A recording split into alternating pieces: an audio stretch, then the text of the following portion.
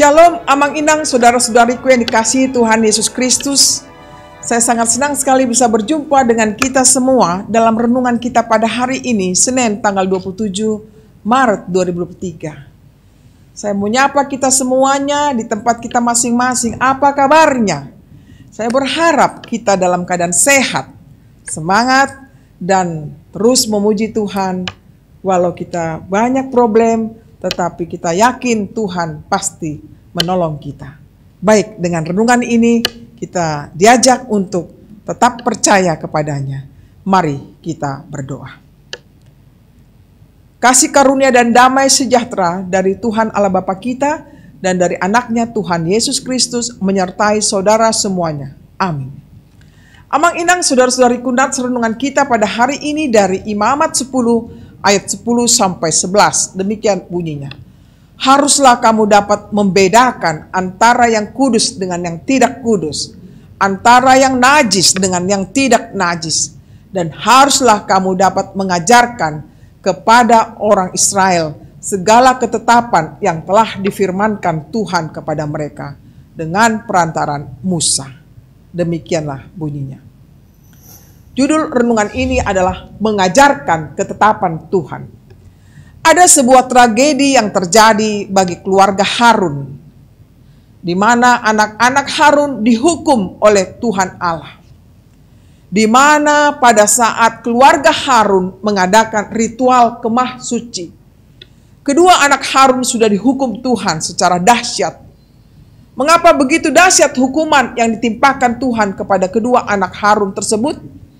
Yaitu karena mereka menajiskan kemah suci dan segala peralatan yang dipakai untuk memuji Tuhan yang ada di dalam kemah suci tersebut.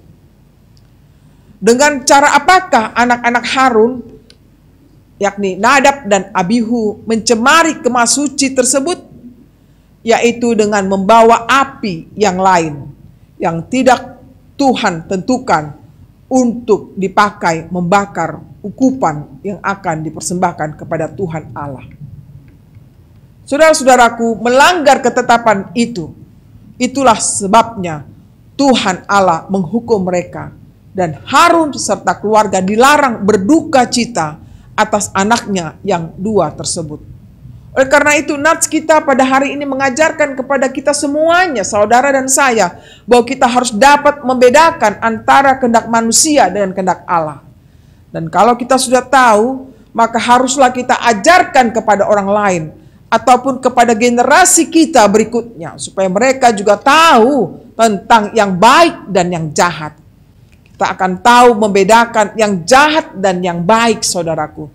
Jika pikiran kita normal, seperti halnya anak-anak Harun yang pikirannya tidak normal lagi karena sudah mabuk oleh minuman keras, maka mereka mencampur aduk apa yang ada di dalam kemah suci tersebut. Kemabukan, saudaraku, menimbulkan kehilangan kendali atas diri mereka sendiri, sehingga mereka tidak mampu mengontrol pikirannya, dan akibatnya mereka mengerjakan pekerjaan yang salah. Kejadian yang terjadi dalam keluarga Harun ini merupakan pelajaran yang berharga bagi kita, supaya kita jangan mengulangi kesalahan seperti yang mereka lakukan.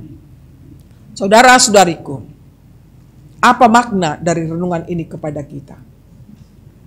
Bahwa kita melakukan apa yang Tuhan kehendaki, bukan melakukan apa kehendak kita, karena itu sangat bertentangan dengan Tuhan. Kita harus mengakui akan kesalahan-kesalahan kita dan kita mengubahnya untuk melakukan apa yang seharusnya kita lakukan.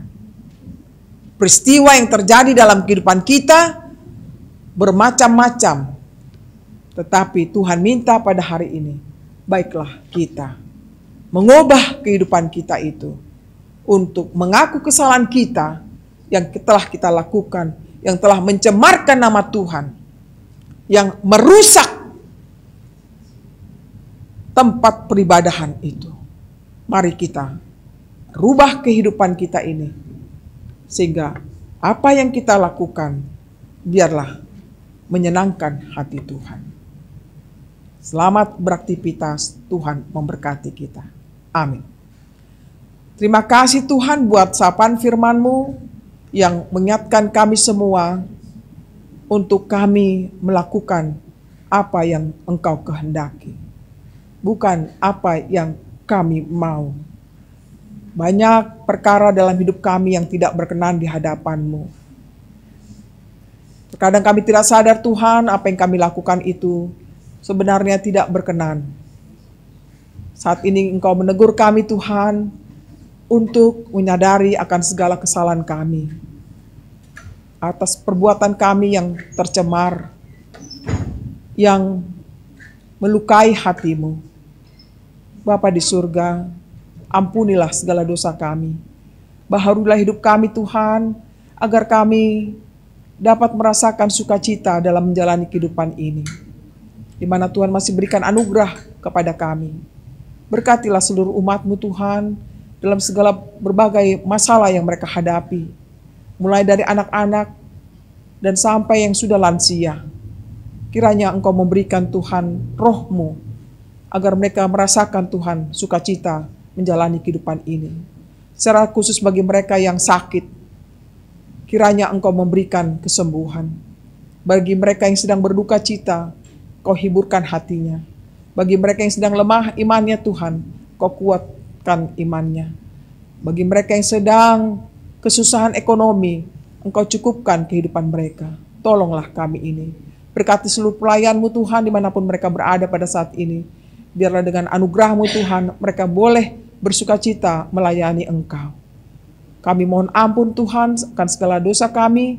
Terimalah kami Tuhan dalam Yesus Kristus Tuhan kami. Terimalah berkat Tuhan, kasih karunia dari Tuhan kita Yesus Kristus dan kasih Allah Bapa serta persekutuan Roh Kudus menyertai saudara semuanya. Amin. Demikianlah Amang Inang, saudara-saudariku, renungan yang telah kami sampaikan. Kiranya bisa bermanfaat bagi kita. Selamat beraktivitas, Tuhan memberkati kita semuanya. Shalom.